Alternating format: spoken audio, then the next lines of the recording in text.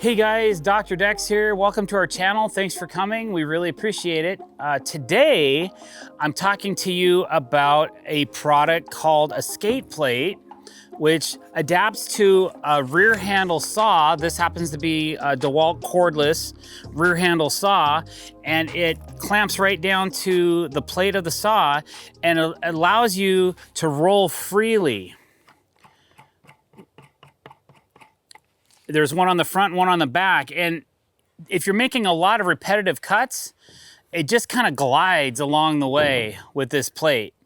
But the one thing I really wanted to show you today was they sent me this attachment, which has rollers on it as well.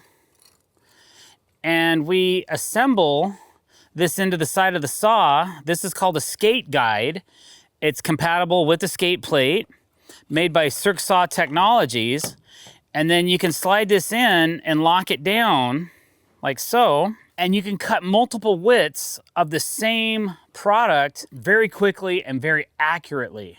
So the reason I'm using this and why I'm showing this to you is because I need to cut this curve on this template. I need to make some 3/4 inch wide pieces so that I can lay out some curved glass on the deck. So basically, let's start with the skate plate. Let's talk a little bit about that because I don't want you guys to lose out on that. And I can see right now, as I was pulling this out, this was loose. So there's three points of attachment, and this one was loose. So you can see right here, as I tighten this up, as it should be, there. Now that's locked in. So the shoe of the saw sits into the skate plate, and there's one locker here. This one's actually for the skate guide. There's another piece that locks right here that locks down. And then there's one on the back right here that has an adjustable depth that you can lock in for the back of your saw depending on how wide or how long the guide plate is on your saw. So that one was loose as well. So good thing we're putting this on video today so that we can make sure we're safe and not only educating you about this product, but showing you how not to run a saw, right, without being tightened down. So you could probably grab a pair of pliers and give it a little extra cinch. I'm not gonna do that right now. You can still have function of your depth gauge. It doesn't impede that at all. It won't impede the guard of your blade for the saw. You can also still turn this multiple angles any way you want, lock it in. You can still get to that 45-degree angle if you need to, that kind of thing. But for today, we're just cutting on 90 or a 0-degree cut. We are gonna use this guide to help us make these parts that we need for the saw. So if we're just cutting straight lines, this thing is like butter. I usually leave this on one saw dedicated to one saw. We have multiple rear handle saws. So one thing I've done is I put a concrete blade on here, and I've had to scribe concrete before. Works really good for that. It kind of like just glides along, even though you're not going at a really high speed. It just makes it nice where you're not dragging the plate of your saw on a rough surface.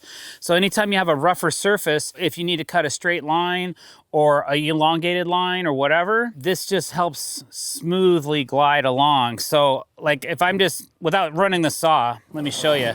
And this is a really thin piece of plywood, but you kind of get the point. It just rolls. So it just makes things kind of go a little bit quicker, a little bit smoother. Really, this had been sitting in my trailer. I hadn't really used it. And I was cutting these out with a jigsaw. And I was like, this is taking forever. This one is taking forever. And two, I'm not being very accurate. So I already pre-cut this curve with this saw earlier. Actually, it was a couple weeks ago, where I had a jagged line and then I cleaned it up with this device right here. So what I'm gonna do is I'm gonna go ahead and put this through, and then I'm gonna take a tape measure, and I'm just gonna measure I want a 3/4 of an inch template. Not very big. Now this is really thin plywood. Normally I'd use a little bit thicker plywood, but this is what I happen to have with me today. So I'm gonna measure 3/4 of an inch to the inside of the blade. I'm gonna go ahead and lock this down, cinch that really tight. Okay, now you can do this 3/4 of an inch. You can do this as wide as this if you need to. So there's a depth on this. It's 15 inches, but you're gonna lose about 5 inches. So you could, this thing's probably good for about 10 to 12 inches. Well, actually, let's find out.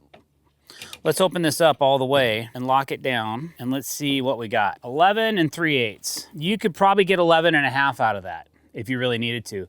So this is a sweet setup. If you need a bunch of 11-inch pieces of plywood or 10 inches or whatever width you need for plywood, you can set one of these up and do repetitive cuts. So it'd be a lot quicker than setting up a track saw or even a table saw for that matter. If you got a big stack and you're just ripping through it, this might be a good option. Instead of having to feed through a table saw, you can keep the plywood stationary or your sheet good stationary and use this instead. But we'll go ahead and go back to that 3/4 of an inch that I'm looking for. We'll cinch that down. And then it's this simple. Now I'm gonna go ahead and I'm gonna cut 3 pieces right in a row, right off the edge of this plywood.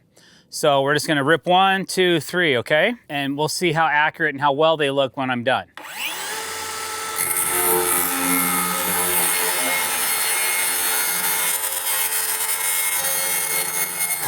I just quickly ripped those 3 pieces right off the edge of this plywood. Now, normally you're gonna be probably cutting thicker than 1/8 inch. The guide plate, I had to be careful, but what's cool is it has a handle on it. So I was able to kind of hold it up tight up against the piece of plywood and be able to roll right up against it. And let's see how accurate these 3 pieces are. They look pretty good to me. I think those will be just fine for making any kind of a template or measurement. They're a little rough, that's because of my blade, but turned out pretty good. There you go. So primarily what I've been using it for is creating templates on curves, but like I said before, it makes really great straight cuts and things as well. Just another function if you want to make that investment. I think you can go to Circsaw Technologies on social media or just type in skate plate on Google and see what pops up. All right, guys, thanks for watching this video. I really appreciate it. Let me know what you think about it in your comments. If you've used one of these before or you think it might come in handy for you, click that subscribe button. Only 18% of you that watch these videos actually subscribe to our channel, and that's still a head scratcher to me, man. Let's get that average up. Thanks for coming to our channel, and we really appreciate you. Have a great day.